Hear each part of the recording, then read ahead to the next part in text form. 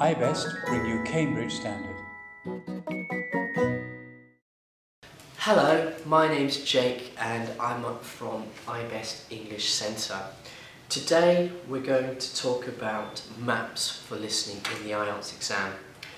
This lesson is designed to give you some practice in answering questions, listening to directions on a map or plan in IELTS. You will also find some advice on how to listen and answer more effectively. Most of the skills you need are general listening skills, but there are some skills and items of language that are particular to this type of question. This type of question is not so different from other listening tasks. What I do here is highlight some of the general skills in the map question. First of all, before you listen, you need to understand the topic you are going to listen to. If you see words like plan and street in the questions, then you should at least understand that the listening will be about streets and plans. That knowledge helps you listen more effectively. Don't forget to look at the map or plan as well. There may well be words on that help you. They are not normally just pictures.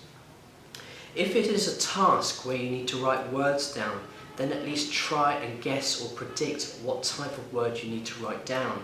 In real life, you may not have enough time to predict all the answers, but you can often guess if it is a name of place or type of building.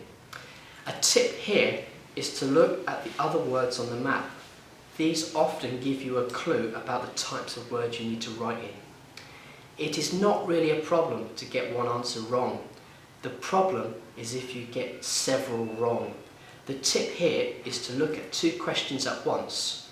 If you hear the answer to question 4, you have missed the answer to question 3. Forget it. Make sure you get the answer to question 5. You can only do this, of course, if you are looking at questions 3 and 4 at the same time. With maps and plans, it can be harder because you may be looking at a map, also looking at a question, and listening at the same time. Lots of information. One practical suggestion is to simply underline words or places on the map that relate to the questions. This will help you find your place on the map immediately. You must find all the places on the map that are answers. Sometimes, for example, you may miss question 4 because it is at the bottom of the map, not next to question 3 at the top of the map. Another idea is to move your finger on the map to point to the place being talked about. This physically helps you to keep your place. This works best when the listening is a tour and there is a specific route being followed. Listen carefully to the beginning of the talk. Very often you will hear the speaker tell you generally what they are about to say. This general information helps you understand the detail that comes later. With maps, you should try and understand, number 1, whether it is a tour that follows a route around the map, in which case find the place where the tour starts before you listen. This is normally marked on the map.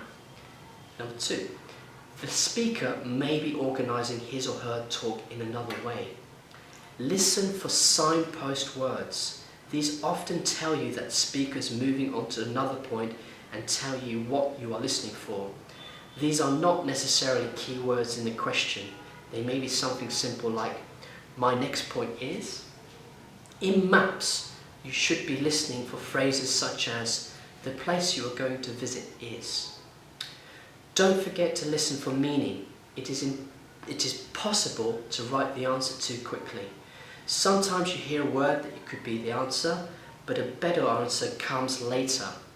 With maps, you are likely to need to write place names or answers, so a possible problem may come with, we could put a football pitch there, but a much better idea would be a golf course.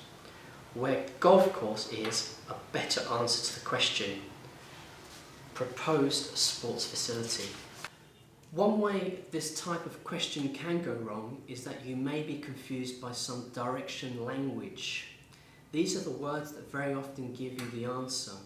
Typical words to pay attention to include in front of, next to, opposite, beside, behind, to the left of, and in between.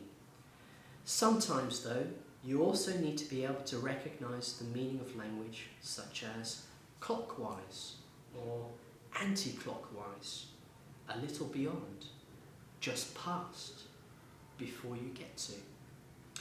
A special case is when you see a compass, north, east, southwest, on the diagram.